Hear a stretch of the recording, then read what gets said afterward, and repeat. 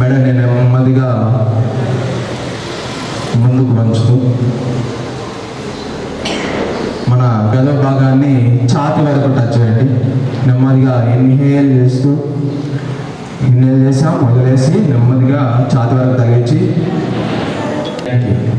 దీన్ని ముందుకి వెనక్కి వంచడం. అలాగే 2 సార్లు చేస్తాం ఈ ఆసనాన్ని. చిన్నగా చేయాలి, నెమ్మదిగా చేయాలి. ప్రెషర్ ఇవ్వద్దు నెక్ పైన, ఫాస్ట్గా కూడా చేయదు. నెమ్మదిగా ముందుకి బ్రేత్ తీసుకొని వదిలేసి హోల్డ్ చేసి నెమ్మదిగా సైడ్కి, రైట్ సైడ్ ఫస్ట్ శ్వాస తీసుకుంటూ నెమ్మదిగా సైడ్ బెండింగ్, వంపులు మన చేయి భాగం షోల్డర్ వరకు వంచాలి. నెమ్మదిగా నెమ్మదిగా గాలి తీసుకుంటూ నెమ్మదిగా వదిలేసి నెమ్మదిగా రైట్ సైడ్ ట్విస్ట్ చేయాలి. రైట్ సైడ్ ట్విస్ట్ చేయాలి. అలాగే మళ్ళీ యథాస్థితికి గాలి తీసుకుంటూ యథాస్థితికి వచ్చేసాలి. మళ్ళీ గాలి ట్విస్ట్. ఇప్పుడు సమస్థితి టైప్ 4 చక్రగతి. ఇప్పుడు కంప్లీట్గా క్లాక్ వైజ్ రొటేషన్. ఛాతి నుంచి నెమ్మదిగా చక్రం లాగా, సర్కిల్ లాగా రౌండ్గా తిప్పుతూ మళ్ళీ అపసవ్య లెఫ్ట్ సైడ్ నుంచి మళ్ళీ రైట్ వైపు రావాలి. ఒక 2 సార్లు చేద్దాం. మళ్ళీ చిన్నగా తిప్పాలండి. తల తిప్పేవాళ్ళు, తల తిరుగుతుండే వాళ్ళు, వామిటింగ్ వస్తున్న వాళ్ళు చేయకూడదు, మిగతా వాళ్ళు చేయవచ్చు. షోల్డర్ కదలికలు, షోల్డర్ స్ట్రెచ్చింగ్స్ నెమ్మదిగా సాధారణ నెమ్మదిగా షోల్డర్ నెమ్మదిగా చేస్తాం.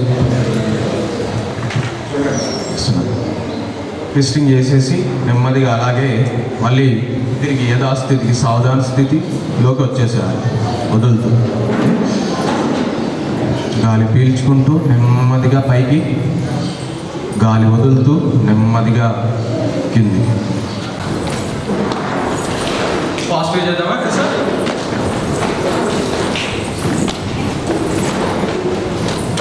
సింగిల్ స్టెప్ కాదు, సింగిల్ స్టెప్తో పాటు శ్వాసతో పాటుగా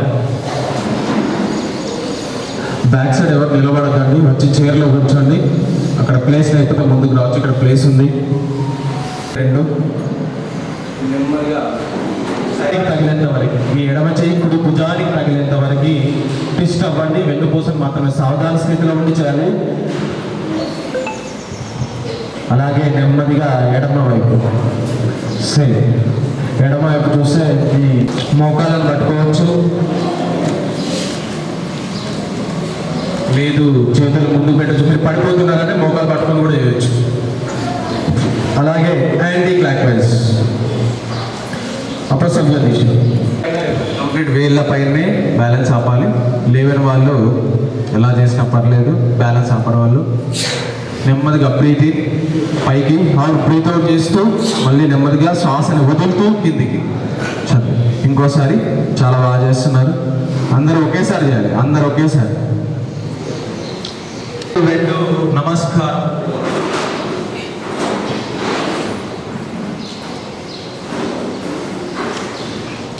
నమస్కార ముద్రలో ఉండాలి. చేతులు 2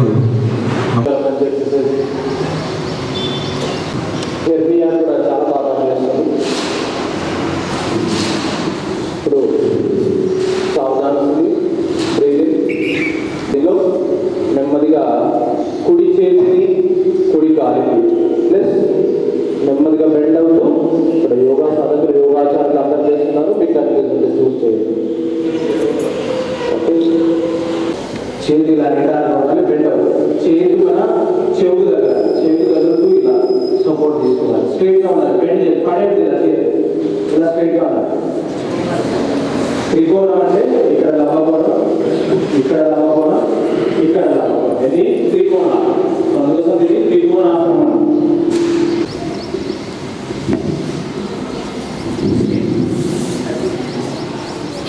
దండాసన్. చేతులు 2 ఇలా పక్కన పెట్టుకోండి. పిరుదుల దగ్గర చేతులు 2 పిరుదుల దగ్గర ఇలా ముందు వైపు పెట్టండి. ఇది దండాసన్. నెమ్మదిగా ట్విస్ట్ చేయండి. ఫింగర్స్ మీద నెమ్మదిగా ట్విస్ట్ చేయండి. ఈ వైపుగా మర్చిపోండి. ఇది ఒక దండం లాగా స్ట్రాంగ్గా కర్రలాగా తయారవుతుంది. కాలు 2 పిక్క కండరాలకి తొడ కండరాలకి మంచి ఎక్సర్సైజ్, నడుము మంచి ఎక్సర్సైజ్. దండాసనం. కాళ్ళ నెమ్మదిగా తీసుకొని చేతులతో దీన్ని లాక్ చేయండి. భద్రాసనం. ఇది కుండలిని ఆరోగ్యం కూడా చాలా బాగా ఉపయోగపడుతుంది. మూలాధార చక్రానికి చాలా బాగా ఉపయోగపడుతుంది.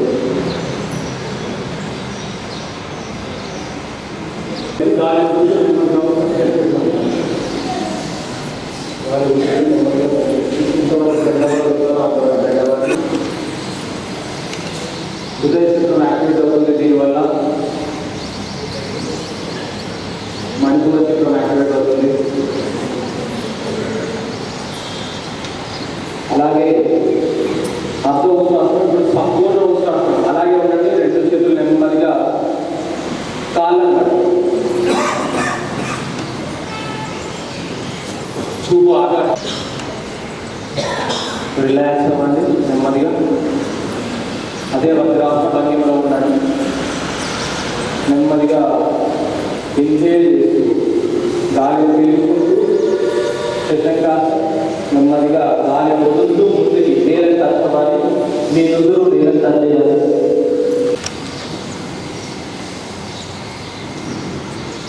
ఆధ్యాత్మిక యాక్టివేషన్ అవుతుంది. దీనివల్ల తలనొప్పి, మైగ్రేన్, ఎవరైనా స్ట్రెస్లో ఉన్నప్పుడు 2 నిమిషాలు ఎక్సర్సైజ్ చేయండి. శశంగాసనం చాలా రిలాక్స్ ఉంటుంది.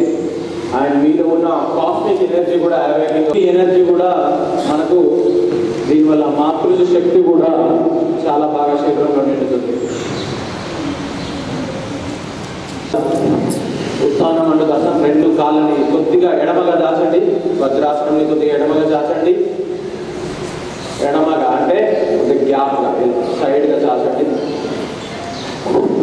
2 చేతులు ఇలా బ్యాక్ సైడ్ కొద్దిగా ఇలా నెమ్మది కూర్చోండి. 2 కాళ్ళ పైన మడమల పైన మధ్యలో మీ బుద్ధ భాగం వెళ్ళిపోవాలి. ఇది ఉత్సాహం చాలా బాగా ఉపయోగపడుతుంది. నెమ్మదిగా ముందుకు వచ్చేసండి. నార్మల్ ముందుకు వచ్చేసండి. కాళ్ళ 2 చాపండి. కొద్దిగా నొప్పులు ఉన్న వాళ్ళు కాళ్ళని clockwise, anti clockwise నొప్పులయ్యా పెయిన్ వస్తుంటే కొద్దిగా clockwise, anti clockwise చేయండి. కాళ్ళని కొద్దిగా నిలుస్తుంది, రొటేట్ చేయండి. Clockwise, anti clock wise.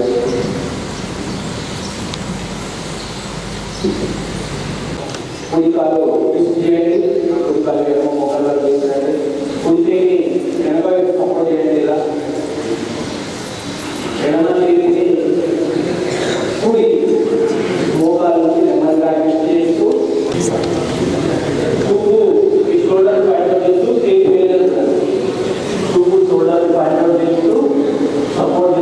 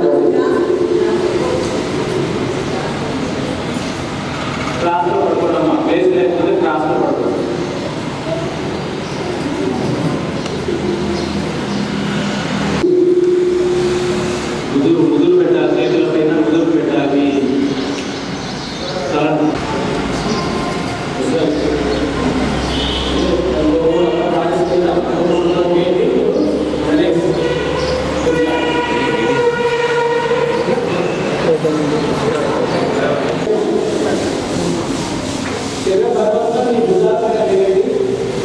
ఇది చేతి బంధాలు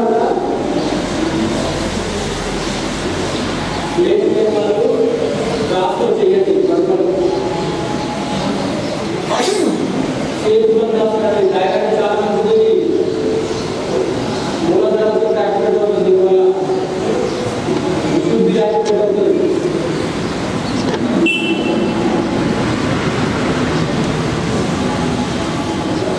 అది లేవాలి. ఒక 30 సెకండ్స్ హోల్డ్ చేయండి. కనీసం నడుములకు చాలా మంది ఉత్తాన పాదాసన్ కాళ్ళు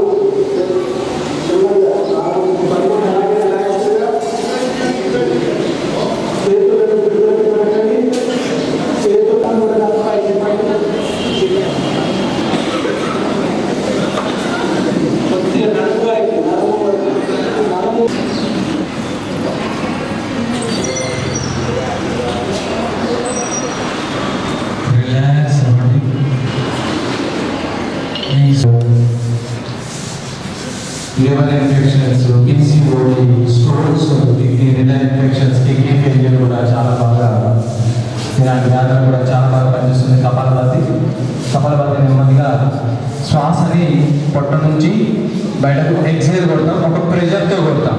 ఎలా అంటే ఇప్పుడు మనకు ఒక 2 చేతులు లేవనుకోండి, పొట్ట నుంచి దాన్ని నెమ్మదిగా బయటకు ఎక్సేల్ చేయడం.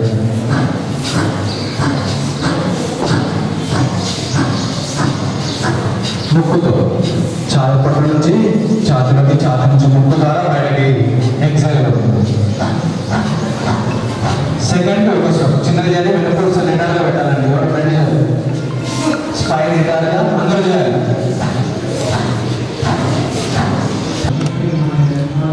ఈరోజు ప్రపంచమంతా యోగా దినోత్సవం జరుగుతుంది.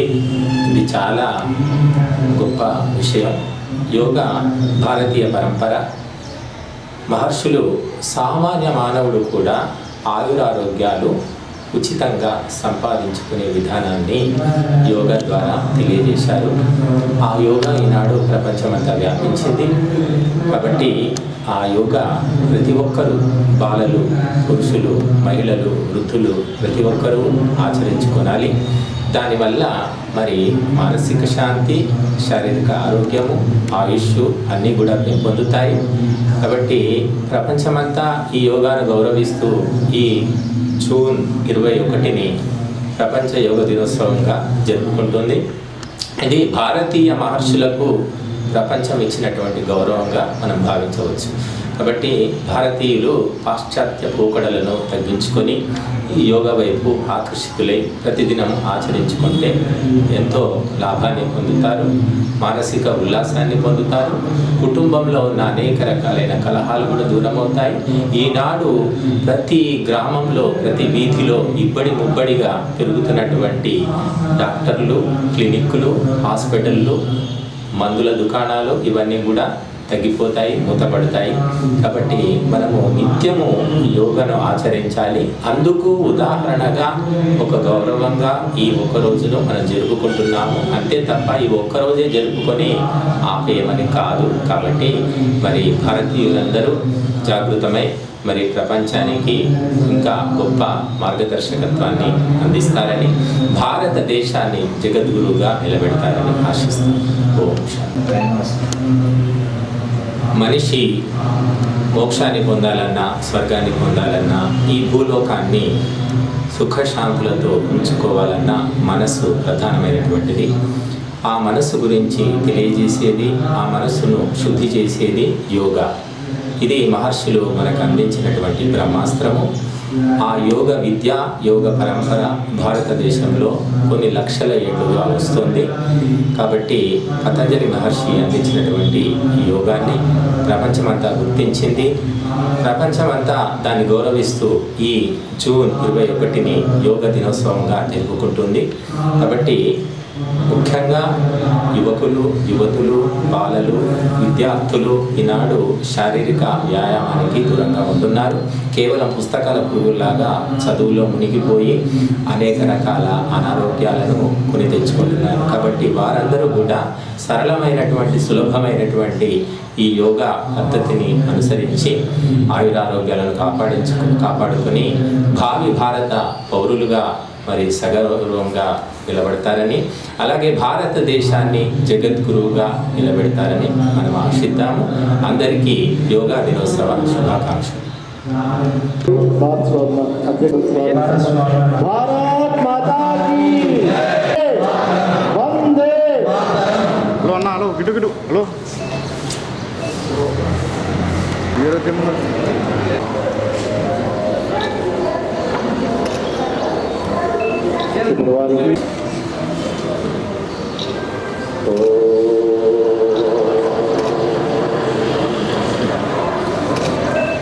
స్వామిజీ గారి అద్భుత సందేశం ఉంటుంది. అందరూ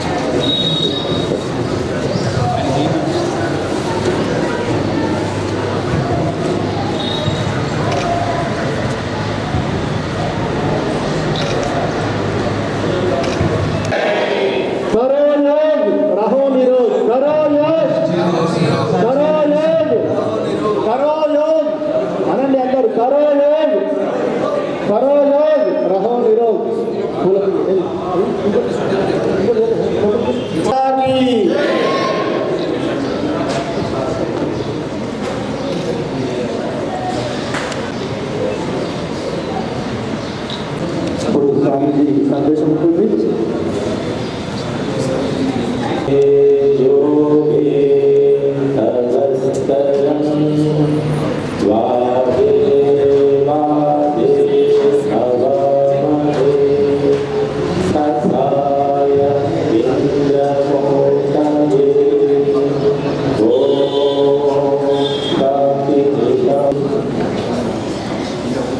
ప్రియమైన యోగా నిర్వాహకులు, యోగా సాధకులు, యోగా శిక్షకులు అందరికీ ప్రపంచ యోగా దినోత్సవ శుభాకాంక్షలు. ఈరోజు జరుపుకుంటున్నారు. 5183 మంది ఉన్నారని లెక్కలు చెప్తున్నాయి భారతదేశం అంతటా. ప్రభుత్వ యోగా టీచర్లు, గవర్నమెంట్ యోగా టీచర్లు అన్నమాట. చాలా తక్కువ కదా. ప్రతి ప్రభుత్వ పాఠశాలల్లో, కళాశాలల్లో, జూనియర్ కాలేజ్లో, డిగ్రీ కాలేజ్లో, యూనివర్సిటీలో, ప్రైమరీ స్కూల్ అంటే ప్రాథమిక పాఠశాలలో అన్నింటిలో యోగా మాస్టర్లను ప్రభుత్వము నియమించాలి. ఎప్పుడు నియమిస్తుంది అంటే ప్రజల నుండి ఒత్తిడి వచ్చినప్పుడు, డిమాండ్ వచ్చినప్పుడు, తల్లిదండ్రుల నుండి ముఖ్యంగా.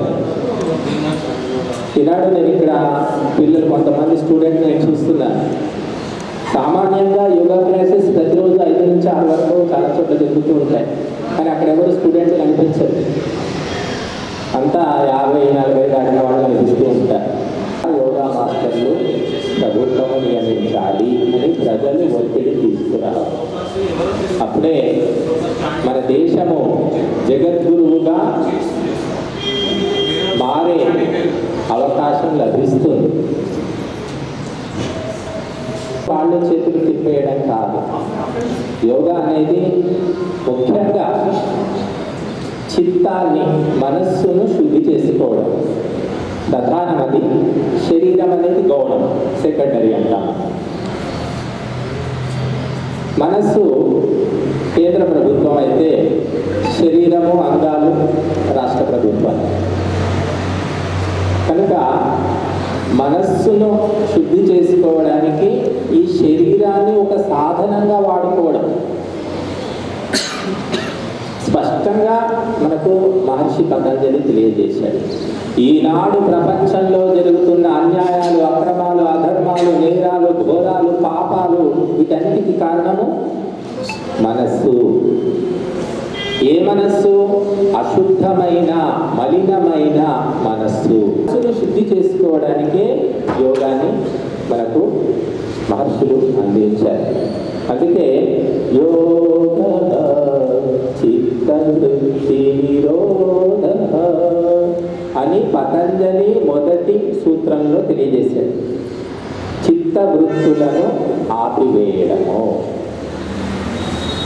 మనము తోట వేసుకుంటాం. తోటలో మనము కూరగాయ మొక్కలో గింజలో, పూల మొక్కలో గింజలో చల్లుకుంటాం. వాటితో పాటుగా కలుపు మొక్కలు, పిచ్చి మొక్కలు, ముళ్ళ మొక్కలు కూడా మొలుస్తాయి. అవి మనం ఏం నాటలేదు, కానీ మనం ఏం చేస్తాము, ఈ పూల మొక్కలు, పండ్ల మొక్కలు బాగా ఎదగాలంటే అవన్నీ పీకి పారేయవలసిందే, పీకేస్తాం కూడా. అలాగే మన మనసు లోపల కూడా మంచి ఆలోచనలు, చెడ్డ ఆలోచనలు, మంచి సంస్కారాలు, చెడ్డ సంస్కారాలు, మంచి గుణాలు, చెడు గుణాలు అన్నీ ఉన్నాయి. గుర్తించి గమనించి ఆ చెడు గుణాలను, చెడు సంస్కారాలను, చెడు ఆలోచనలను దూరం చేసుకోవాలి. అందుకు సహాయపడేదే యోగా. ఇది అసలైనటువంటి లక్ష్యం. సహజంగా మనం చూస్తున్నాం, యోగా సాధకులు, శిక్షకులు, అభ్యాసకులు చాలామంది దురలవాట్లు ఉండి ఇక్కడికి వచ్చి నిరంతరం చేస్తూ చేస్తూ మానేసుకున్న వాళ్ళని చాలామంది మనం చూసాం. ఎందుకంటే యోగా అటువంటి ప్రేరణ, ప్రోత్సాహం అందిస్తుంది. మానవ జీవన లక్ష్యం ఏమిటో క్రమక్రమంగా యోగ సాధన చేసే ప్రతి వ్యక్తికి అర్థమవుతుంది. చేస్తూ ఉంటే చాలు, చదవకపోయినా, కానీ చదివితే ఇంకా మంచిది. కనుక యోగా అనేది మహర్షులు ఎవరో అడవిలో అన్నీ వదిలేసి, సంసారం వదిలేసి అడవిలో కూర్చొని చేసుకునేది, లేదా హిమాలయాల్లో చేసుకునేది అని చాలామంది ఒకప్పుడు అనుకునేవాళ్ళు. కానీ సంసారం వదిలిపెట్టకుండానే ఇక్కడే ఈ సమాజంలోనే మనం యోగా చేసుకోవచ్చు అని అర్థమైంది ఇప్పుడు. కాబట్టి విరాగులకు, వైరాగులకు, సాధువులకే కాకుండా సంసారులకు అందరికీ కూడా పనికొచ్చేది యోగా. యోగా ఒకటే కాదు, మహర్షులు ఇచ్చిన ప్రతి ఒక్క అస్త్రము కూడా మానవులందరికీ పనికొస్తుంది. ఆయుర్వేదం తీసుకోండి, మీరు సంస్కృతం తీసుకోండి, వేదాలు తీసుకోండి, యజ్ఞాన్ని తీసుకోండి, ప్రతి ఒక్కటి అందరికీ ఉపయోగపడతాయి. ప్రతి దేశంలో, ప్రతి కాలంలో, ప్రతి వ్యక్తికి కూడా ఉపయోగపడతాయి. కాబట్టి ఈ యోగా భారతదేశంలోనే వెనుకబడి ఉండడం విచిత్రం. 12% మంది మాత్రమే మన దేశంలో యోగా చేస్తున్నారట నిత్యం, 12%. ఇంకా లెక్కల ప్రకారం చూస్తే 148 ప్రభుత్వ విశ్వవిద్యాలయాల్లో, 118 ప్రైవేట్ విశ్వవిద్యాలయాల్లో యోగా అనేది ఒక కోర్సు లాగా ఉంది మన దేశంలో. ప్రపంచంలో ఎక్కడ ఏముందో తెలియదు. అయినప్పటికీ కూడా ఇంకా యోగ స్పృహ అనేది తక్కువే అని చెప్పుకోవచ్చు. కనుక మనము ఈనాడు సైకాలజీ అని మనం చెప్పుకుంటున్నాం. ఆ సైకాలజీ మొత్తము మనకు యోగ దర్శనంలో మహర్షి పతంజలి తెలియజేశారు. మనసు అంటే ఏమిటో ఇంతవరకు ప్రపంచము 1% కూడా తెలుసుకోలేకపోయింది. కానీ మన మహర్షులు పరిపూర్ణంగా తెలుసుకొని స్పష్టంగా చెప్పేశారు. మనోమూలం జగత్ సర్వం. ఈ ప్రపంచమంతా మనస్సుతోనే ఉంది, మనస్సులోనే ఉంది. నువ్వు మనస్సును ఆపేస్తే ప్రపంచాన్ని ఆపేయగలుగుతావు, మనస్సును జయిస్తే ప్రపంచాన్ని జయించగలుగుతావు. అందుకే ఒక మహారాజు, ఒక చక్రవర్తి, ఒక సార్వభౌముడు ఒక సామాన్యమైన యోగికి, ఒక సాధువుకు, ఒక మహర్షికి తల వంచుతాడు. ఎందుకంటే ఈ రాజు, చక్రవర్తి ప్రపంచాన్ని భౌతికంగా జయించాడు. సైన్యంతో అస్త్రశస్త్రాలు. కానీ ఒక సాధువు, ఒక యోగి కేవలము సంకల్పముతోటే కూర్చున్న దగ్గరే తన మనస్సుతోటి జయించాడు కాబట్టి అతడు గొప్పవాడు. అందుకే మీరు చూడండి, ఒక మహారాజు అంటాం ఎలాగూ, కానీ ఒక సాధువును కూడా మహారాజ్ అంటారు. హిందీ ప్రాంతాల్లో ఇంకా ఎక్కువగా అంటారు, మన దగ్గర ఇంకా తక్కువ. కానీ కాస్త కాషాయం వేసుకుంటే అలా రోడ్డు మీద పోతుంటే ఎవరైనా మహారాజ్ అయ్యే మహారాజ్, తుకియే మహారాజ్ అంటారు. అది ఈ దేశంలో ఉన్నటువంటి పరంపర యొక్క గౌరవం. కాబట్టి మనం తెలుసుకొని సంకల్పం చేసుకొని యోగాను ఆచరించాలి. ఈరోజు జూన్ 21న ఈ యోగా డే మహిళ అలాగే వసుధైవ కుటుంబకం అనే ఆలోచనకు అనే కార్యక్రమానికి అంకితం చేశారని నేను విన్నాను. కాబట్టి మహిళలు కేవలము యోగా లేదు. నిన్న నేను పేపర్లో చదివాను, ఈనాడు పేపర్లో ఇచ్చారు. వరల్డ్ హెల్త్ వీళ్ళు ఐక్యరాజ్య సమితి వాళ్ళు ఏం చెప్తున్నారంటే, మహిళలకు పురుషులతో సమానంగా అధికారాలు రావడానికి ఇంకా 300 ఏళ్ళు పట్టొచ్చు అని చెప్తున్నారు. అంటే మహిళల అధికారాలు ఈనాడు ఎక్కడ ఉన్నాయి? కనీసం మానవీయమైన అధికారాలు కూడా మనకు కనిపించడం లేదు. కాబట్టి మన దేశము మొదటి నుండి స్త్రీని దేవతగా, ఆదిశక్తిగా ఆరాధించిన దేశం. కానీ ఈ మధ్య కాలంలో చాలా భయంకరమైన పరిణామాలు మనం చూస్తూ ఉన్నాం. అది పెంపకంలో లోపమా, పాఠశాలల్లో అధ్యాపకులు చెప్పే పాఠాల్లో లోపమా, లేదా సమాజంలో ఉన్న వ్యవహార లోపమా, బుద్ధి దోషమా మనకు తెలియడం లేదు. కానీ మహిళల పైన అనాచారాలు, అత్యాచారాలు విపరీతంగా మన దేశంలో పెరిగిపోయాయి. వేల ఏళ్ల పరంపర ఉన్నటువంటి మన దేశంలో పెరగడం ఆశ్చర్యకరం. సరే, అమెరికా చరిత్ర 400 ఏళ్ళు, ఆస్ట్రేలియా చరిత్ర కూడా తక్కువే. అవన్నీ నిన్న మొన్న కనుక్కున్నటువంటి ఖండాలు, కొత్త భూఖండాలు. కానీ భారతదేశానికి లక్షల ఏళ్ల చరిత్ర ఉంది. అటువంటి దేశంలో మహిళల పరిస్థితి అగమ్య గోచరంగా, ఇంకా వాళ్ళకి సాధికారికత, కనీసం మేము మనుషుల్లాగా చూస్తే చాలు, మమ్మల్ని దేవతలని పూజ చేయాల్సిన పని లేదని పాపం మొత్తుకుంటున్నారు మహిళా మనులు. కాబట్టి ఇది కారణం ఏంటంటే బుద్ధి దోషం, పురుషాధిక్యము, మేల్ ఈగో అని చెప్తున్నారు. కనుక అందువల్ల మహిళలకు కనీసంగా రావాల్సిన అధికారాలు కానీ, ఆస్తులు కానీ, మర్యాదలు కానీ దక్కడం లేదు. వాళ్ళు పోరాటాలు చేయవలసి వస్తుంది. జీవితం అంతా పోరాటాలే గడిచిపోతున్నాయి. ఒక సోమరిపోతు పని దొంగ అయిన పురుషుడిని ఎవ్వరూ నిలదీయరు, అనగరు. ఎందుకంటే వాడు నాకు తిడతాడు, తంతాడు. అదే ఒక ఇంటి ఇల్లాలు, ఒక కూతురు, ఒక అమ్మాయి పని చేయకపోతే, తిని కూర్చుంటే ఎన్నో రకాలుగా ఎత్తి పొడుస్తారు, తిడుతారు.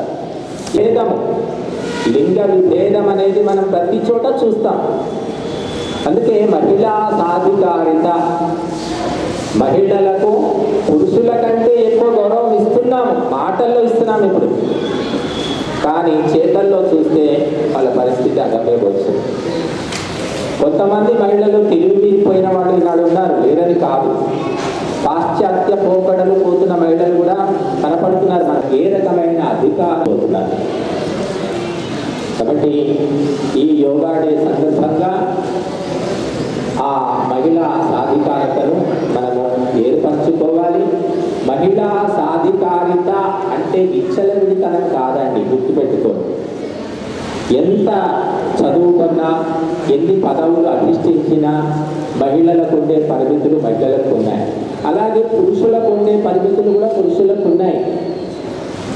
కానీ గౌరవాన్ని, మర్యాదను పోగొట్టుకునే విధంగా ఎవరు కూడా ప్రవర్తించకూడదు. దాన్ని ఆ మహిళా సాధికారితను దానికోసం వాడుకుంటారు.